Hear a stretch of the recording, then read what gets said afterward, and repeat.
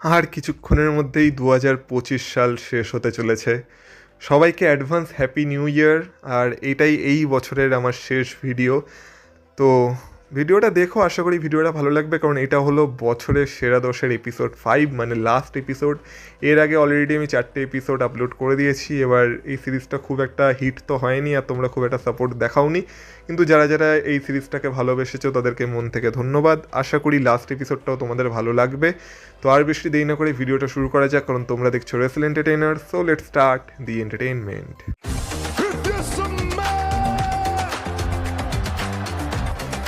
Acknowledge me. Acknowledge me. You there, sitting at home. Acknowledge me.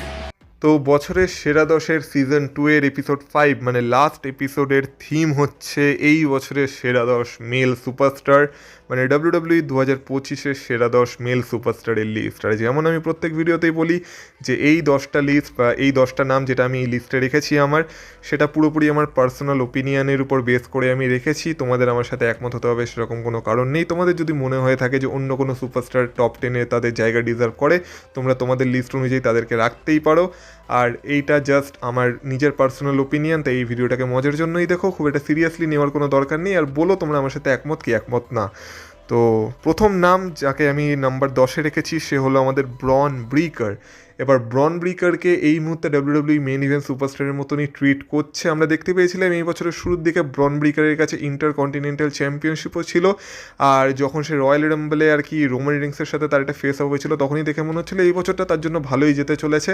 আর তারপর সে intercontinental চ্যাম্পিয়নশিপও জিতে যায়, কিন্তু পরবর্তীকালে সে ইন্টারকন্টিনেন্টাল চ্যাম্পিয়নশিপ তো হারিয়ে ফেলে। কিন্তু তারপর সে ভিশনের পার্ট হয়ে যায়, যেখানে আমরা দেখেছিলাম যে একটা সময় সে ভিশনের লিডার মানে সেথ রলিন্সকেও বিট্রে করেছিল, আর তারপর সে আরও বড় লেভেলের সুপারস্টারে পরিণত হয়েছিল। তো ব্রন ব্রিকারকে তো WWE তাদের ফিউচার প্রজেক্ট হিসেবে দেখছে, আর ব্রন ব্রিকারের জন্য 2026 একটা বিশাল বড় ইয়ার হতে চলেছে। আর আমি তো ব্রন ব্রিকারকে নিয়ে একটা ওয়াইল্ড প্রেডিকশনও করেছি আমার এর আগের ভিডিওতে, তো সেটাও পারলে দেখে নিও। কিন্তু আমার মনে হচ্ছে এই বছরটা ব্রন ব্রিকারের জন্য একটা প্রথম ধাপ ছিল WWE-তে, আর এই বছরটা ব্রন ব্রিকারের জন্য ঠিকঠাকই গেছে। তাই আমার লিস্টে আমি নাম্বার 10-এ ব্রন ব্রিকারকে রেখেছি। যদি কথা বলা হয় নাম্বার 9-এর, তো সেইখানে আমি রেখেছি ব্রক লেসনারকে। এবার দ্য বিস্ট ইনকার্নেট ব্রক লেসনারকে আমি নাম্বার 9-এ রেখেছি। এটা শুনে হয়তো তোমাদের মধ্যে অনেকে আশ্চর্য হতে পারো যে ব্রক লেসনার তো আরও হয়তো উপরে থাকতে পারতো, কিন্তু আমার মতে না। দেখো, ব্রক লেসনার প্রথম কথা এই বছর সামার স্ল্যামে তার রিটার্ন করেছিল। এবার ব্রক লেসনারের রিটার্নটাই এতটা হাইপ ক্রিয়েট করেছিল, যার ফলে আমি ব্রক লেসনারকে এই লিস্টে রাখতে বাধ্য করেছি। আর সত্যি কথা বলতে এটা ব্রক লেসনার কোনো ছোটোখাটো সুপারস্টার না। সে যখনই আসে সে তার সাথে একটা হাইপ নিয়ে আসে, সে তার সাথে একটা অরাকে ক্যারি করে। আর ব্রক লেসনারের আসা WWE-তে একটা বিশাল বড় ব্যাপার। আর এমনিও এই মুহূর্তে কেউ ভাবতেই পারছিল না যে ব্রক লেসনার আবার WWE-তে রিটার্ন করবে। তো একটা ইম্প্যাক্ট তো ক্রিয়েট করেছে ব্রক লেসনার এসে। কিন্তু তারপরে ব্রক লেসনারকে যেহেতু আমরা এই বছরের বেশি কোনো সময় ধরে দেখতে পারিনি, মানে শুরুর দিকে তো সে ছিলই না, আর সামার স্ল্যামে রিটার্ন করার পরে সে জন সিনাকে অ্যাটাক করেছিল। তারপর আমরা জন সিনার সাথে তার রেসেল পালুজাতে একটা ম্যাচ দেখতে পেয়েছিলাম, যেখানে জন সিনাকে ব্রক লেসনার পুরো ডিস্ট্রয় করে ছেড়ে দিয়েছিল। আর নেক্সট তাকে আমরা ওয়ার গেমসে দেখতে পেয়েছিলাম, যেখানে ওয়ার গেমসের আগে আমরা তার সাথে রোমান রিংসের কিছু ফেস অফ দেখেছিলাম। আর ফাইনালি ওয়ার গেমসেও তার টিম জিতে গেছিলো, আর সেখানেও তার যখন এন্ট্রেন্স হয়েছিল সেই এন্ট্রেন্সটাতেও সে একটা ইম্প্যাক্ট ক্রিয়েট করেছিল। তো শুধুমাত্র ব্রক লেসনারের ইম্প্যাক্টের জন্য আমি ব্রক লেসনারকে এই লিস্টে নাম্বার 9-এ রেখেছি। কিন্তু যদি ব্রক লেসনারকে আমরা আরও অধিকাংশ সময় ধরে দেখতে পেতাম এই বছরে, তাহলে হয়তো ব্রক লেসনার এই লিস্টে আরও উপরে যেতে পারতো। কিন্তু যেহেতু মাত্র 3টে সময় আমরা ব্রক লেসনারকে অফিসিয়ালি দেখেছিলাম, একটা সামার স্ল্যাম, একটা রাসেল পালুজা, আর একটা হচ্ছে ওয়ার গেমস, তো সেই কারণে আমি আমার লিস্টে নাম্বার 9-এ ব্রক লেসনারকে জায়গা দিয়েছি। যদি কথা বলা হয় নাম্বার 8-এর, তো এইখানে আমি রেখেছি আমাদের OTC রোমান রেইন্সকে। এবার আমার আগের বছরের লিস্টে হয়তো টপ 3-র মধ্যে রোমান রিংস ছিল, কিন্তু এই বছর সত্যি কথা বলতে রোমান রিংসের জন্য বছরটা খুব একটা ভালো যায়নি। কিন্তু যেমন বললাম, ব্রক লেসনার যেমন নিজের সাথে একটা অরাকে ক্যারি করে, একটা ইম্প্যাক্ট ক্রিয়েট করে WWE-তে, রোমান রিংসও ঠিক তাই। রোমান রিংস যখনই WWE-তে আসে তখন WWE-র বিজনেসের দিক থেকেও লাভ হয়, আর একটা ইম্প্যাক্ট তো ক্রিয়েট হয়ই হয়। আর রোমান রিংসের অরা নিয়ে তো আমাকে আর আলাদা করে কথা বলতে হবে না। কিন্তু যদি সত্যি বছরটা দেখা হয়, তাহলে রোমান রিংসের জন্য এই বছরটা খুব একটা ভালো যায়নি। প্রথমে তার বছরটা শুরু খুব ভালোভাবে হয়েছিল যখন সে সোলো সিকোয়াকে হারিয়ে দিয়ে আবার তার উলাফালা ফেরত পেয়ে গেছিলো, কিন্তু তারপর থেকে আমরা দেখতে পেয়েছি রয়্যাল রাম্বলেও রোমান রিংস হেরেছে, রাসেলমেনিয়ার যে ট্রিপল থ্রেট ম্যাচটা হয়েছিল সেখানেও রোমান রিংস হেরেছে, আর তারপর তো রোমান রিংসকে আর কি ভিশন যখন অ্যাটাক করে দিয়েছিল বহুদিন মানে বহু মাস রোমান রিংস ডাব্লিউডাব্লিউর বাইরেই ছিল, তারপর যখন রোমান রিংসের রিটার্ন হলো তখন রোমান রিংস আর Jey Uso versus Bron Breakker Bronson রিডের ম্যাচ হলো, আর সেই ম্যাচও আমরা যদি দেখি তাহলে জে উসো আর কি তাদের টিমের জন্য ম্যাচটা জিতেছিল, সেখানেও রোমান রিংসের বড় কোনো রোল ছিল না। তারপর একটা সময় সে ব্রনসন রিডকে হারালেও তার সাথে ব্রনসন রিডের যে ফাইনাল ম্যাচটা হলো সেখানে আমরা দেখতে পেলাম যে ব্রনসন রিড রোমান রিংসকে পিন করে হারিয়ে দিল। এছাড়া ওয়ার গেমসেও রোমান রিংস হেরেছে, মানে আমরা দেখতে গেলে এই বছর বেশিরভাগ সময় রোমান রিংস শুধু হেরেই গেছে। তো এই বছরটা রোমান রিংসের জন্য খুব একটা যে ভালো ছিল সেরকম না, কিন্তু যেহেতু এটা রোমান রিংস আর রোমান রিংস যখনই ডাব্লিউডাব্লিউতে এসেছে বা তার রিটার্ন হয়েছে সেটা ডাব্লিউডাব্লিউ তার ইম্প্যাক্ট ক্রিয়েট করেছে, তাই বাকি অনেক সুপারস্টারের থেকে রোমান রিংসের এই বছরটা আমি তবু বলতে পারি যে ভালো কেটেছে। শুধু তার বুকিংটা যদি একটু ভালো হতো তাহলে এই লিস্টে হয়তো আরও উপরের দিকে রোমান রিংস থাকতে পারতো, কিন্তু আমার মনে হয় এই লিস্টে মানে আমার এই লিস্টে নাম্বার 8-এর পজিশন রোমান রিংস ডিজার্ভ করে। যদি কথা বলা হয় নাম্বার 7-এর, তো সেখানে আমি দেখেছি আমাদের ডার্টি ডমিনিক মিস্টেরিওকে। এবার তোমরা যাই বলো না কেন, ডার্টি ডমিনিক মিস্টেরিওর এই মুহূর্তে ডাব্লিউডাব্লিউতে যে ক্যারেক্টারটা চলছে সেটা কিন্তু অসাধারণ ক্যারেক্টার। এবার বছরের শুরুর দিকে হয়তো ডমিনিক সেরকম কিছু করছিল না, কিন্তু তবু আমরা ডমিনিককে সবসময় হাইলাইটে থাকতে দেখেছি। বিশেষ করে যদি তোমাদেরকেও জিজ্ঞাসা করা হয় যে জাজমেন্টের সবথেকে পপুলার মেম্বারকে, তোমরাও হয়তো ডমিনিক মিস্টেরিওর নামই নেবে। এছাড়া আমরা দেখেছিলাম এই বছর ডমিনিক রাসেলমেনিয়াতে ইন্টারকন্টিনেন্টাল চ্যাম্পিয়নশিপ জিতেছিল, তারপর তার ইন্টারকন্টিনেন্টাল চ্যাম্পিয়নশিপ রানটাও খুব ভালো চলেছিল, আর তারপর ফাইনালি আমরা যখন ডমিনিকের সাথে জন সিনার ফিউড দেখতে পেলাম, যেখানে ডমিনিকের কারণেই জন সিনা তার গ্র্যান্ড স্ল্যাম চ্যাম্পিয়নশিপের কোটাও পুরো করতে পারলো, আর অবশেষে ইন্টারকন্টিনেন্টাল চ্যাম্পিয়নশিপ জিতে আর কি জন সিনা গ্র্যান্ড স্ল্যাম চ্যাম্পিয়ন হলো। তো ডমিনিক না থাকলে হয়তো সেটাও সম্ভব হতো না। তারপর আবার জন সিনাকে ডমিনিক হারিয়েও দিল, মানে জন সিনার এই রিটায়ারমেন্ট ট্যুরে ডমিনিক এমন একজন সুপারস্টার যে জন সিনার সাথে দুটো ম্যাচে কম্পিট করার সুযোগ পেয়েছে, আর তারপর ডমিনিক আবার জন সিনাকে হারিয়ে ইন্টারকন্টিনেন্টাল চ্যাম্পিয়নশিপ জিতে গেল। তাছাড়া মানে জাজমেন্টের সাথে থাকতে থাকতে সে ট্রিপল এ থেকে ট্রিপল এ মেগা চ্যাম্পিয়নশিপও জিতে গেছিলো, মানে ট্রিপল এরও ফেস হয়ে গেছিলো ডমিনিক। মানে সব দিক থেকে দেখতে গেলে এই বছরটা তো ডমিনিকের জন্য খুবই ভালো একটা বছর ছিল, যেখানে সে এখন ডাবল চ্যাম্পিয়ন হয়ে আছে। সে একদিকে ট্রিপল এর মেগা চ্যাম্পিয়ন আর একদিকে ডাব্লিউডাব্লিউর ইন্টারকন্টিনেন্টাল চ্যাম্পিয়ন, আর তার সাথে সাথে তার জাজমেন্ট ডে আছে, আর লিভ মর্গান তো তার সাথে আছেই আছে। মানে সব দিক থেকে দেখতে গেলে ডমিনিকের জীবন এখন দুর্দান্ত চলছে। তো সেই কারণে আমি আমার লিস্টে নাম্বার 7-এ ডার্টি ডমিনিক মিস্টেরিওকে রেখেছি। যদি কথা বলা হয় নাম্বার 6-এর, তো সেখানে আমি রেখেছি আমাদের আনডিসপিউটেড ডাব্লিউডাব্লিউ চ্যাম্পিয়ন কোডি রোডসকে। এবার কোডি রোডসের এই পুরো বছরটা আমরা যদি দেখি, তো কোডি রোডস এই বছরটাকে শুরু করেছিল কেভিন ওয়েন্সের সাথে ফিউডের সাথে, যেখানে সে আনডিসপিউটেড ডাব্লিউডাব্লিউ চ্যাম্পিয়ন হিসেবেই গেছিল, আর তারপর আমরা দেখেছিলাম সেখানে সে কেভিন ওয়েন্সকে হারিয়ে দিয়েছিল, আর তারপর তো কোডি রোডসের সাথে রকের সেই স্টোরিটা শুরু হয়, যেখানে রক তার সোল চেয়ে নিচ্ছিল, আর ফাইনালি এলিমিনেশন চেম্বারে যখন আর কি জাজমেন্ট ডে ছিল যে রক তার সোল পাবে কি পাবে না, সেখানে আমরা দেখি যে কোডি রোডস রককে পুরো মুখের উপর রিজেক্ট করে দেয়। তারপর তো জন সিনার হিল টার্ন হয় তার উপর, আর তারপর রাসেলমেনিয়াতে আমরা কোডি রোডস আর জন সিনার মধ্যে একটা ফিউড দেখেছিলাম, যেখানে হয়তো মানে জন সিনা জিতে গেছিলো আর জন সিনা 17 টাইম ওয়ার্ল্ড চ্যাম্পিয়ন হয়ে গেছিলো আর কোডি রোডস হেরে গেছিলো, কিন্তু তারপরেও আমরা দেখেছিলাম কোডি রোডস যখন রিটার্ন করেছিল ডিরেক্ট সে জন সিনার সাথেই ফিউডে আবার চলে এসেছিলো, আর তারপর তো সামার স্ল্যাম আস্তে আস্তে কোডি রোডস জন সিনাকে আবার ভালো মানুষ জন সিনা বানিয়ে দিয়েছিল, আর তারপর সামার স্ল্যামে জন সিনাকে হারিয়ে আবার তার আনডিসপিউটেড ডাব্লিউডাব্লিউ চ্যাম্পিয়নশিপ জিতেও গেছিলো। মাঝখানে আমরা দেখেছিলাম Cody Rhodes King of the রিংও জিতে গেছিলো এই বছরের, মানে এই বছরটাও কোডি রোডসের জন্য একদম একটা দুর্দান্ত বছর গেছে। সে র্যান্ডি অটনকেও হারিয়ে দিয়েছিল কিং অফ দ্য রিংয়ের ফাইনালে। এছাড়াও ওয়ার গেমসেও আমরা দেখেছিলাম যে কোডি রোডস তার টিমের ক্যাপ্টেন হিসেবে চলে এসেছিলো, যদিও তার টিম হেরেছে কিন্তু কোডি রোডস মাঝখান থেকে ক্যাপ্টেন হিসেবে চলে এসেছিলো, আর বছর শেষ হতে হতে আমরা তার সাথে ড্রিউ ম্যাকেন্টায়ারের ফিউড দেখতে পাচ্ছি, যেখানে বেশিরভাগ সময় সে ড্রিউ ম্যাকেন্টায়ারকেও হারিয়ে দিচ্ছে। তো এই বছরটা আমরা কোডি রোডসের ক্যারেক্টারে বিভিন্ন রকম শেডস দেখতে পেয়েছি, যেখানে দেখে কখনো কখনো মনে হয় যে কোডি রোডসের হয়তো সম্ভবত হিল টার্ন হতে পারে, কিন্তু সেটা কখনোই হয় না। তো নেক্সট ইয়ারেও কোডি রোডসের হিল টার্নের একটা সম্ভাবনা আছে, বা সেটা হবে কি হবে না সে নিয়ে আমি আমার আগের ভিডিওটায় কথা বলেছি, তো চাইলে তোমরা সেই ভিডিওটা গিয়ে দেখে আসতে পারো। কিন্তু যাই হোক না কেন, কোডি রোডসের জন্য এই বছরটা দুর্দান্ত ছিল, কিন্তু শুধুমাত্র যেহেতু তার চ্যাম্পিয়নশিপ রিংটা খুব একটা ইন্টারেস্টিং চলছে না, তাই আমার মনে হয় এই লিস্টে নাম্বার 6-এর পজিশন কোডি রোডস ডিজার্ভ করে। টপ 5-এ হয়তো বাকি সুপারস্টার যারা আছে তারা কোডি রোডসের থেকে একটু বেশি ডিজার্ভ করে সেই জায়গাটা। কারণ এবার যদি সোজা আমি আমার টপ 5-এ চলে আসি, তাহলে 5 নম্বরে আমি রেখেছি আমাদের best in the world CM পাঙ্ককে, কারণ সিএম পাঙ্কের এই বছরটা শুরু হয়েছিল সেথ রলিন্সের সাথে ফিউড করতে করতে, যেখানে আমরা রয়্যাল রাম্বলেও দেখেছিলাম যে সেথ রলিন্সের কারণেই সিএম পাঙ্ক জিততে পারেনি, মানে লোগান পল তাকে ফেলে দিয়েছিল কিন্তু আলটিমেটলি তার যে ফিউডটা চলছিল সেটা সেথ রলিন্সের সাথেই চলছিল। তারপর একটা স্টিল কেজ ম্যাচেও সে সেথ রলিন্সকে হারিয়ে দিয়েছিল, যেখানে রোমান রিংস তাকে সাহায্য করেছিল বলা যেতে পারে সেথ রলিন্সকে কেজ থেকে টেনে নিয়ে। এছাড়াও আমরা দেখতে পেয়েছিলাম যে পল হেমনের ফেভারের জন্য রাসেলমেনিয়া অবধি যে ফিউডটা চলেছিল তার রোমান রিংস আর সেথ রলিন্সের মধ্যে, সেখানে সে পল হেমনের সাথ পেয়ে গেছিল। তাছাড়াও রাসেলমেনিয়াতে গিয়ে তো পল হেমন তাকে বিট্রে করলো বলে সে হেরে গেল, কিন্তু তারপরও তার সাথে যখন গুন্থারের সামার স্ল্যামে একটা ফিউড চললো সেখানে আমরা দেখতে পেলাম আমাদের সিএম পাঙ্ক অ্যাকচুয়ালি গুন্থারকে হারিয়ে নতুন ওয়ার্ল্ড চ্যাম্পিয়নও হয়ে গেছিলো, যেখানে প্রায় 13 বছর পর আবার সিএম পাঙ্ক ডাব্লিউডাব্লিউইতে ওয়ার্ল্ড চ্যাম্পিয়নশিপ জিতেছিল। সেটা তো থ্যাঙ্কস টু সেথ রলিন্স, কারণ সে তার ইনজুরিকে ফেক করে আবার তার money in the bank cash in করে আমাদের সিএম পাঙ্কের কাছ থেকে ওয়ার্ল্ড চ্যাম্পিয়নশিপ ছিনিয়ে নিয়েছিল। কিন্তু তারপর আমরা দেখতে পেলাম সেথ রলিন্স যখন আবার ইনজিওর্ড হয়ে পড়লো তখন আবার সিএম পাঙ্ক একটা সুযোগ পেল ওয়ার্ল্ড চ্যাম্পিয়নশিপের, সেইখানে সে জেউসোকে হারিয়ে আবার নিউ ওয়ার্ল্ড চ্যাম্পিয়ন হয়ে গেল। তাহলে এই বছরটা দেখতে গেলে সিএম পাঙ্ক দুবার ওয়ার্ল্ড চ্যাম্পিয়নশিপ জিতেছে। তাছাড়া আমরা সিএম পাঙ্ককে ওয়ার গেমস ম্যাচেও দেখেছিলাম, যেখানে আমরা দেখেছিলাম যে সিএম পাঙ্কের উপরই অ্যাটাক হয়েছিল আর সিএম পাঙ্ককে পিন করেই আর কি ব্রন ব্রেকার তার টিমের জন্য ওয়ার গেমস ম্যাচটা জিতে গেছিলো। এছাড়া আমরা সিএম পাঙ্কের সাথে ব্রক লেসনারেরও ফেস অফ দেখেছি। আর এখন বছর শেষ হতে হতে আমরা দেখতে পাচ্ছি যে সিএম পাঙ্কের সাথে দ্য ভিশনের ফিউড চলছে, যেখানে সামনের রতে আর কি সিএম পাঙ্ক তার ওয়ার্ল্ড চ্যাম্পিয়নশিপ ডিফেন্ডও করবে এগেনস্ট ব্রন ব্রেকার।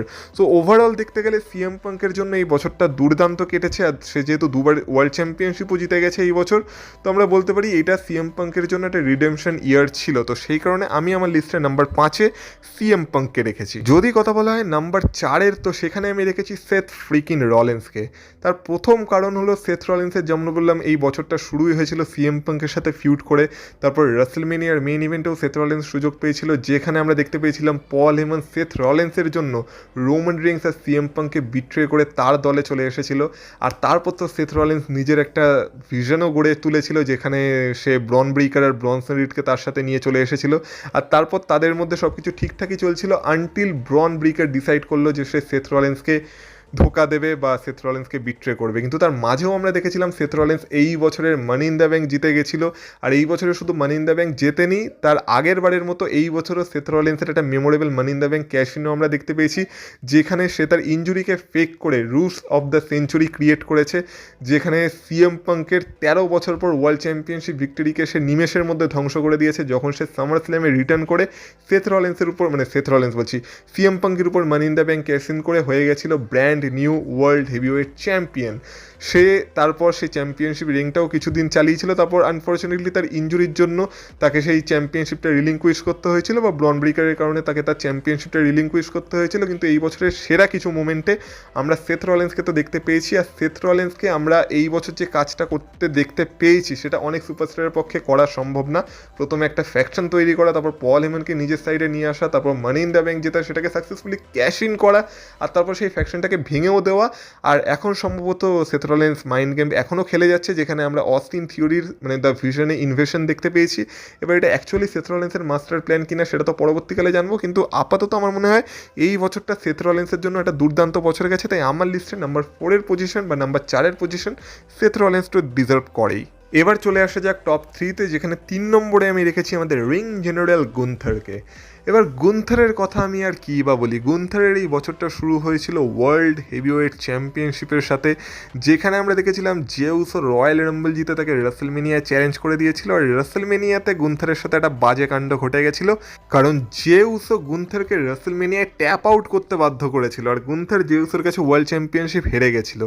কিন্তু তারপরেও আমরা দেখেছিলাম সে নিজেকে প্রমাণ করার জন্য প্যাট ম্যাকাফির সাথে একটা ফিউড নিয়ে নিয়েছিল, যেখানে প্যাট ম্যাকাফিকে আর মাইকেল কোলকে তো সে একদম মানে বরবাদ করে ছেড়ে দিয়েছিল, আর প্যাট ম্যাকাফির সাথেও তার সেই ম্যাচটা সে জিতে গেছিলো। এছাড়াও আমরা দেখেছিলাম এই বছর বিল গোল্ডবার্গকে সে রিটায়ার করেছিল। আর শুধুমাত্র গোল্ডবার্গ না, আমরা দেখতে পেলাম বছর শেষ হতে হতে সে জন সিনাকেও রিটায়ার করে দিল। এবার মাঝখানে আমরা দেখেছিলাম যে সামার স্ল্যামে তার সাথে সিএম পাঙ্কের একটা ম্যাচ হয়েছিল, সেটাও একটা দুর্দান্ত ম্যাচ ছিল। আর সেই ম্যাচে সে হয়তো সিএম পাঙ্কের কাছে হেরে গেছিলো, কিন্তু ultimately last time is now tournament জিতে গুন্থার জন সিনাকে দিয়েও ট্যাপ আউট করালো, যেটা এত বছরে কেউ এর আগে পারেনি। তো গুন্থারকে দেখতে গেলেও গুন্থারের কাছে এই বছর ওয়ার্ল্ড চ্যাম্পিয়নশিপ দুবার এসেছে, মানে একটা ওয়ার্ল্ড চ্যাম্পিয়নশিপের সাথে সে শুরু করেছিল, তারপর জেউসো তাকে হারিয়ে তো দিয়েছিল, কিন্তু জেউসোকেও তার কিছুদিনের মধ্যেই গুন্থার আবার হারিয়ে দেয়। এছাড়াও মানে জেউসো রয়্যাল রাম্বল জেতার আগেও যে স্যাটারডে নাইট মেন ইভেন্ট হয়েছিল সেখানেও গুন্থার জেউসোকে হারিয়ে দিয়েছিল। মানে গুন্থারকে তো মানে এই বছর কোনোভাবেই অ্যাভয়েড করা যাবে না। যেইভাবে গুন্থার সব লেজেন্ডদেরকে রিটায়ার করতে শুরু করেছে এই বছর থেকে, সেটা তো গুন্থারের ক্যারেক্টারকে একটা নেক্সট লেভেলেই নিয়ে চলে গেছে। তাই আমার মনে হয় 2025কে মনে করতে গেলে গুন্থারকে তো মনে করতেই হবে। তাই আমি আমার লিস্টে নাম্বার 3-এ গুন্থারকে রেখেছি। এবার 3-এ যখন আমি গুন্থারকে রেখেছি, তখন নাম্বার 2-এ যে কিনা গুন্থারকে ট্যাপ আউট করতে বাধ্য করেছিল তাকে তো রাখতেই হতো। আর এইখানে আমি কথা বলছি আমাদের মেন ইভেন্ট জে উসোর। এবার জে উসোর জন্য এই বছরটা কতটা ভালো গেছে সেটা যদি আমি এক কথায় বলি, তাহলে আমি বলবো জে উসোর বছরের শুরুতে রয়্যাল রাম্বল জিতে বছরটাকে শুরু করেছিল, আর বছর শেষ হতে হতে তার কাছে ট্যাগ টিম চ্যাম্পিয়নশিপও চলে এসেছে। আর এছাড়াও যদি আমরা তার অ্যাচিভমেন্ট গোনাতে শুরু করি, তাহলে সবার প্রথমে জন সিনাকে হারিয়ে রয়্যাল রাম্বলে ভিক্টরি, তারপর রাসেলমেনিয়াতে রিং জেনারেল গুন্থারকে ওয়ার্ল্ড হেভিওয়েট চ্যাম্পিয়নশিপের জন্য চ্যালেঞ্জ করে গুন্থারকে দিয়ে ট্যাপ আউট করিয়ে ওয়ার্ল্ড হেভিওয়েট চ্যাম্পিয়নশিপ ভিক্টরি। তারপর তার কেরিয়ারটা হয়তো একটু ডাউনহিল চলে গেছিলো, কিন্তু তারপরও সে কয়েকটা ভালো টাইটেল ডিফেন্স দিয়েছিল। তারপর আনফর্চুনেটলি সে আবার গুন্থারের কাছেই তার চ্যাম্পিয়নশিপ হেরে যায়। কিন্তু তারপরেও আমরা দেখেছিলাম যে যখন সে রোমান রিংসের সাথে ট্যাগ টিমে এসেছিল, তখন জে উসোর দ্বারাই আর কি রোমান রিংসের টিম সেই ম্যাচে ভিক্টরি আর্ন করেছিল, যেখানে জে উসো আর কি পিনফল করেছিল তার টিমের জন্য। তো এছাড়াও আমরা যদি ওয়ার গেমসে দেখি, তো সেখানেও জে উসো ছিল। আর সারা বছর জে উসোর তো একটা মানে যে কোনো বড় বড় সিচুয়েশনে আমরা জে উসোকে দেখতে পাচ্ছিলামই। মানে যখন এই বছর শেষ হতে হতে আমাদের সিএম পাঙ্ক আলটিমেটলি তার ওয়ার্ল্ড চ্যাম্পিয়নশিপ জিতলো, সেখানেও আমরা দেখেছিলাম যে ফাইনালে জে উসো আর সিএম পাঙ্কই গেছিলো, আর জে উসোকে হারিয়েই সিএম পাঙ্ক তার ওয়ার্ল্ড চ্যাম্পিয়নশিপ ভিক্টরি পেয়েছিল। এছাড়া যেমন বললাম যে আবার যখন সে ট্যাগ টিম ডিভিশনে ফিরে এলো, তখনও আমরা দেখতে পেলাম জিমি উসোর সাথে বছর শেষ হতে হতে সে ট্যাগ টিম চ্যাম্পিয়নশিপও জিতে গেল। মানে এই বছরটা তো পুরো জে উসোর বছর ছিল। হ্যাঁ, সেটা অন্য ব্যাপার, অনেকে তাকে মেনে নিয়েছে, অনেকে তাকে মেনে নেয়নি, তাকে নিয়ে অনেক কন্ট্রোভার্সিও হয়েছে। কিন্তু ওভারঅল 2025কে মনে করতে গেলে সেটাকে জে উসোর বছর বলেই মনে করা হবে। এবার সেটা অনেকের পছন্দ হয়েছে হয়নি সেটা অন্য ব্যাপার পুরোপুরি। তো সেই কারণে আমি আমার লিস্টে নাম্বার 2-এ জে উসোকে রেখেছি। জে উসোকে হয়তো আমি নাম্বার 1-এও রাখতে পারতাম, কিন্তু আমি জে উসোকে নাম্বার 1-এ এই কারণেই রাখিনি, কারণ আমার এই লিস্টে নাম্বার 1-এ আছে the Cenation leader, the never seen 17, the last real champion John Cena. তো হ্যাঁ, এই বছরটা তো শুরুই হয়েছিল জন সিনার রিটায়ারমেন্ট ট্যুরকে দিয়ে। আর আমরা জানতাম এই 2025-এই আমরা শেষবারের মতো জন সিনার একটা WWE রান দেখতে পাচ্ছি। এরপর জন সিনা আর কখনোই WWEতে ফিরে আসবে না, আর এটাই জন সিনার শেষ বছর হতে চলেছে। আর WWE প্রথম দিকে সেটাকে ক্যাপিটালাইজ করার চেষ্টা করেছিল, কিন্তু আনফর্চুনেটলি রয়্যাল রাম্বলে আমরা দেখতে পাই জন সিনা হেরে যায়। কিন্তু তারপর সে যখন এলিমিনেশন চেম্বারে যায়, তখন আমরা দেখতে পাই এলিমিনেশন চেম্বারে ম্যাচ জন সিনা জিতে যায়, যেখানে লাস্টে সে সিএম পাঙ্ককে দিয়ে আর কি মানে ট্যাপ আউট করিয়েছিল, বা সিএম পাঙ্ক আর কি হেরে গেছিলো জন সিনার কাছে। আর তারপর তো আমরা দেখতে পাই জন সিনা রকের সাথে মিলে কোডি রোডসের উপর হিল টার্নও করে। এবার সেই হিল টার্নটা করেই জন সিনার ক্যারেক্টারে একটা গন্ডগোল WWE করে দিয়েছিল, কারণ তারপর থেকে রককে আমরা আর স্টোরিতে পুরো দেখতেই পাইনি। আর জন সিনা তো এটা মানে ককি হিল টাইপের হয়ে গেছিলো, যেখানে জন সিনা পুরো অডিয়েন্সের এগেনস্টে চলে গেছিলো আর সবসময় অডিয়েন্সের এগেনস্টে কথা বলতো। কিন্তু আলটিমেটলি আমরা দেখতে পেলাম সেখানেও জন সিনার সাথে ভালো ভালো কিছু ম্যাচ হয়েছে, যেমন জন সিনা ভার্সেস র্যান্ডি অর্টন, জন সিনা ভার্সেস R-Truth, জন সিনা ভার্সেস সিএম পাঙ্ক, যেখানে আমরা জন সিনার তরফ থেকেও একটা পাইপ বোম দেখতে পেয়েছিলাম। জন সিনা পুরো আমাদের নস্টেলজিয়ায় নিয়ে চলে গেছিলো। আর তারপর যখন আবার জন সিনার সাথে কোডি রোডসের ফিউড শুরু হয়ে গেল, তখন আমরা দেখতে পেলাম যে কোডি রোডস একটা স্ম্যাকডাউনে জন সিনাকে এমন মারলো যে জন সিনা আবার ভালো মানুষ জন সিনায় পরিণত হলো। মানে জন সিনার যে হিল টার্নটা করানো হয়েছিল সেটা পুরোপুরি ফেল হয়েছিল, আর WWE সেটা বুঝতে পেরে জন সিনাকে আবার ফেস জন সিনা বানিয়ে দিয়েছিল, যাতে তার রিটায়ারমেন্ট ট্যুরে আর বাকি ডেটগুলোকে বাঁচানো যেতে পারে। তারপর সামার স্ল্যামে আমরা জন সিনার একটা দুর্দান্ত ম্যাচ দেখলাম কোডি রোডসের সাথে, যেটা তার এই বছরই হওয়া কোডি রোডসের সাথে তার রাসেলমেনিয়া ম্যাচকে ভুলিয়ে দিয়েছিল। কারণ রাসেলমেনিয়ায় জন সিনার সাথে কোডি রোডসের একটা দুর্দান্ত বাজে ম্যাচ হয়েছিল, যেই ম্যাচের শেষে আমরা ট্র্যাভিস স্কটকেও দেখতে পেয়েছিলাম। হ্যাঁ, সেখানে একটা জিনিস ভালো হয়েছিল যে জন সিনা সেই ম্যাচে কোডি রোডসকে হারিয়ে আনডিসপিউটেড WWE চ্যাম্পিয়ন হয়ে গেছিল, আর 17 টাইম ওয়ার্ল্ড চ্যাম্পিয়নশিপ জিতে গেছিলো, রেকর্ড ব্রেক করে দিয়েছিল রিক ফ্লেয়ারের। আর শুধু এই একটা রেকর্ড না যেটা জন সিনা ব্রেক করেছিল, কারণ তার সাথে সাথে এই বছর ডমিনিক মিস্ট্রিওকে ইন্টারকন্টিনেন্টাল চ্যাম্পিয়নশিপ ম্যাচে হারিয়ে জন সিনা তার গ্র্যান্ড স্ল্যাম চ্যাম্পিয়নশিপের কোটাও কমপ্লিট করে নিয়েছিল। হ্যাঁ, মাঝখানে যখন ব্রক লেসনারের রিটার্ন হয়েছিল তখন ব্রক লেসনারের কাছে জন সিনা বাজেভাবে হেরেছিল, কিন্তু বছর শেষ হতে হতে আমরা দেখতে পেলাম যে জন সিনা কিছু সুপারস্টারকে ওভারও করেছে। আর আলটিমেটলি গুন্থারের সাথে সে যখন তার লাস্ট ম্যাচে রেসেল করলো স্যাটারডে নাইটস মেন ইভেন্টে, তখন গুন্থার তাকে দিয়ে ট্যাপ আউট করে দিল। আর জন সিনা যে বলতো নেভার গিভ আপ, সেই জন সিনা আলটিমেটলি গিভ আপ করেই আর কি, বা ট্যাপ আউট করেই তার কেরিয়ার শেষ করলো গুন্থারের হাতে। তো যাই হোক না কেন, জন সিনার এই যে রিটায়ারমেন্ট ট্যুরটা চলেছিল, তো সেটা হয়তো যতটা আমরা ভালো হবে ভেবেছিলাম ততটা ভালো হয়নি, কিন্তু এই বছরটাই ছিল পুরো জন সিনার বছর, যেখানে বছরটা শুরু হয়েছিল জন সিনার নাম দিয়ে, বছরটা শেষও হয়েছে জন সিনার নাম দিয়ে। তো আমার মনে হয় না এই বছরের টপ সুপারস্টারের লিস্টে জন সিনা ছাড়া আর কেউ থাকতে পারে বলে, তাই আমি আমার লিস্টের নাম্বার 1-এ জন সিনাকে রেখেছি। আর আমার মনে হয় 2025 মনেই রাখা হবে শুধুমাত্র জন সিনার জন্য আর জন সিনার বছর হিসেবে। তো এই ছিল আমার টপ 10-এর লিস্ট, মানে টপ 10 মেল সুপারস্টারের লিস্ট আর আমার বছরের সেরা 10-এর লাস্ট এপিসোড। আশা করি যারা যারা এই সিরিজটা দেখেছো বা বছরের সেরা 10-এর সিজন 2 পুরো দেখেছো 5টা এপিসোড, তাদের সিরিজটা ভালো লেগেছে। আর যারা দেখোনি, যারা সাপোর্ট করেনি, তাদের কথা আর কী বা বলবো, তারা চাইলে গিয়ে দেখতে পারো বাকি এপিসোডগুলো। আশা করি তোমাদের ভালো লাগবে আর তোমরা পুরো বছরের একটা রিক্যাপ পেয়ে গেছো। আর যেমন বললাম, আমার লিস্টের সাথে তোমাদের লিস্টের মিলতে হবে বা একমত হতে হবে সেরকম কোনো কথা নেই। তোমরা তোমাদের লিস্ট আমাকে কমেন্ট বক্সে কমেন্ট করে জানাতে পারো, আর যদি আমার সাথে একমত হও সেটাও কমেন্ট বক্সে কমেন্ট করে জানাতে পারো। আর বাকি এটাই হয়তো ছিল বছরের সেরা 10-এর লাস্ট এপিসোড। আর হয়তো নেক্সট ইয়ার এই সিরিজটা ফেরত নাও আসতে পারে, সেটা আমি কথা দিতে পারছি না, সেটা দেখা যাবে সেই সময় সিচুয়েশন অনুযায়ী। তো বছরটা এবার ভালো করে এনজয় করো, আর কয়েকটা ঘন্টা কয়েকটা মুহূর্তই বাকি আছে। আর আশা করি তোমাদের নতুন বছরও খুব ভালোভাবে কাটবে। তোমাদের সবাইকে অ্যাডভান্স হ্যাপি নিউ ইয়ার। আর তোমাদের সাথে কথা হবে আবার পরের বছর নতুন কোনো ভিডিওর সাথে। তো ততক্ষণ তোমরা ভালো থেকো, টাটা।